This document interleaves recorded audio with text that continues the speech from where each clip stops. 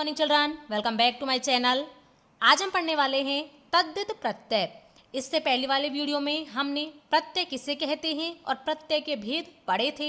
आज एक बार फिर से हम उनका रिवीजन कर लेते हैं। प्रत्यय की परिभाषा, प्रत्यय किसे कहते हैं?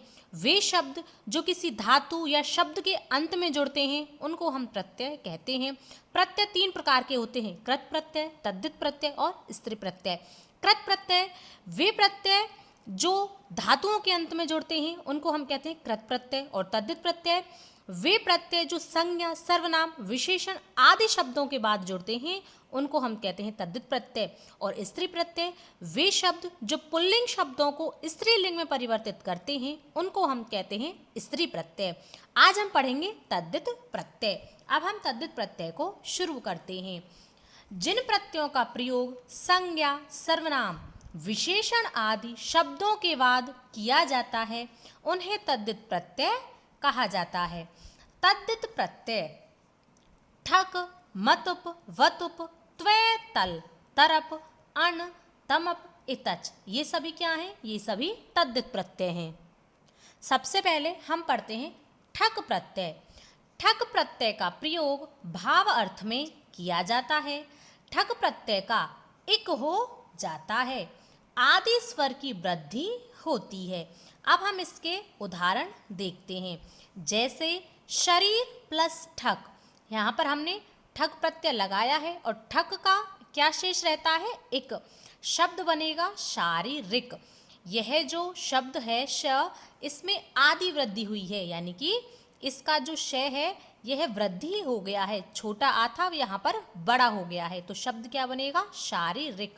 उसी प्रकार से नगर प्लस ठक, शब्द बना नागरिक, तो ए का क्या हो गया? आ हो गया। धर्म प्लस ठक, धार्मिक, यहाँ पर छोटा आ था बड़ा हो गया। कर्म प्लस ठक, कार्मिक। दिन प्लस ठक, दैनिक। देखो यहाँ पर छोटी ई है तो छोटी ई के स्थान पर क्या हो जाएगा?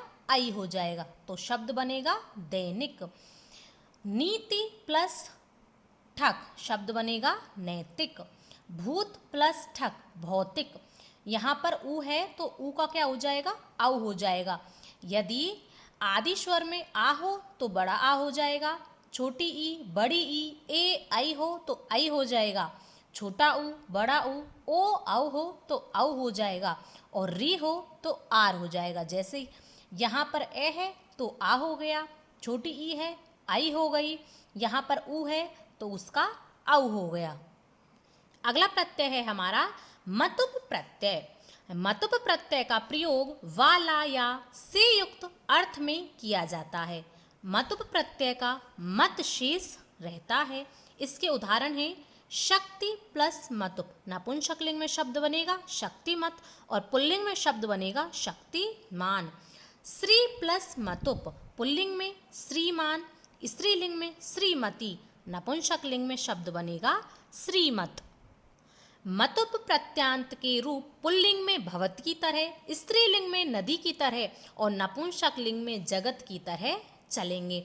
अब हम इसके कुछ और अन्य उदाहरण भी देखते हैं। जैसे बुद्धि प्लस मतुप, शब्द पुल्लिंग में बनेगा बुद्धिमान, स्त्रीलिंग में बुद्धिमती और नपुंसकलिंग में बुद्धिमत। धी प्लस मतुप, धीमान, धीमती, धीमत। मधु प्लस मतुप, मधुमान, मधुमती, मधुमत। कीर्ति प्लस मतुप, कीर्तिमान, कीर्तिमती, कीर्तिमत। इक्षु प्लस मतुप, इक्षुमान, इक्षुमती, इक्षुमत। अब देखो वतुप प्रत्यय। वतुप प्रत्यय का प्रयोग वाला या से युक्त अर्थ में किया जाता है।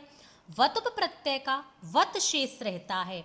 यदि किसी शब्द के अंत में या उपधा में अ, आ या म हो तो मतुप के स्थान पर वतुप प्रत्यय लगता है। अब हम इसके उदाहरण देखते हैं। धन प्लस वतुप, शब्द बनेगा धनवत, नपुंसकलिंग में, पुल्लिंग में शब्द बनेगा धनवान। वल प्लस वतुप, पुल्लिंग में बलवान, स्त्रीलिंग में बलवती और नपुंसकलिंग में बलवत। वतुप प्रत्यय का प्रयोग तीनों लिंगों में किया जाता है। वतुप प्रत्यांत के रूप पुल्लिंग में भवत स्त्रीलिंग में नदी की तरह और नपुंसकलिंग में जगत की तरह चलेंगे। अब हम इसके कुछ और अन्य उदाहरण भी देखते हैं। जैसे वल प्लस वतुप बलवान पुल्लिंग में, स्त्रीलिंग में बलवती और नपुंसकलिंग में बलवत। रूप प्लस वतुप रूपवान रूपवती रूपवत। गुण प्लस वतुप गुणवान गुणवती गुणवत। विद्या प्लस वतुप विद्यावान विद्यावती विद्यावत। ज्ञान प्लस वतुप ज्ञानवान ज्ञानवती और ज्ञानवत। अब देखो त्वय प्रत्यय। त्वय प्रत्यय का प्रयोग भाववाचक संज्ञा बनाने के लिए किया जाता है। त्वय प्रत्यय का त्वय ही शेष रहता है। त्वय प्रत्यांत शब्द नपुंसकलिंग में होते हैं, अर्थात त्वय प्रत्यय से बने हुए शब्द नपुंसकलिंग में होते हैं तथा इसके रूप फल के समान चलेंगे। अब हम त्वय प्रत्यय के उदाहरण देखते हैं। महत् प्लस त्वय महत्त्वम। पशु प्लस त्वय पशुत्वम। लघु प्लस त्वय लघुत्वम। गुरु प्लस त्वय गुरुत्वम। जड़ प्लस त्वय जड़त्वम।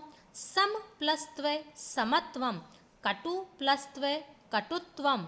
देव प्लस त्वय देवत्वम। इस प्रकार के जो शब्द होंगे वह त्वय प्रत्यय से बने होंगे। अब देखो तल प्रत्यय।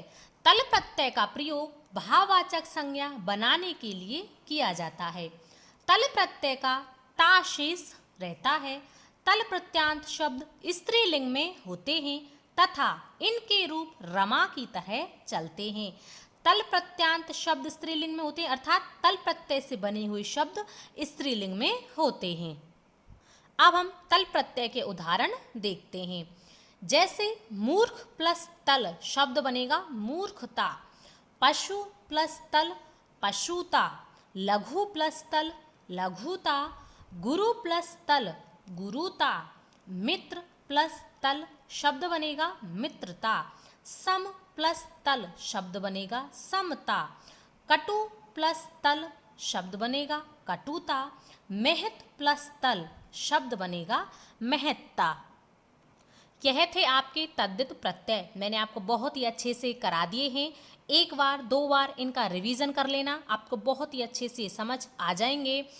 इससे अगली वाली वीडियो में हम स्त्री प्रत्यय पढ़ेंगे, जो भी मैं आपको बहुत ही आसान तरीके से पढ़ाऊंगी। वीडियो अच्छा लगे तो वीडियो को लाइक करें, शेयर करें और चैनल को सब्सक्राइब अवश्य कर लें। अब हम मिलेंगे नेक्स्ट वीडियो में, तब तक के लिए धन्यवाद।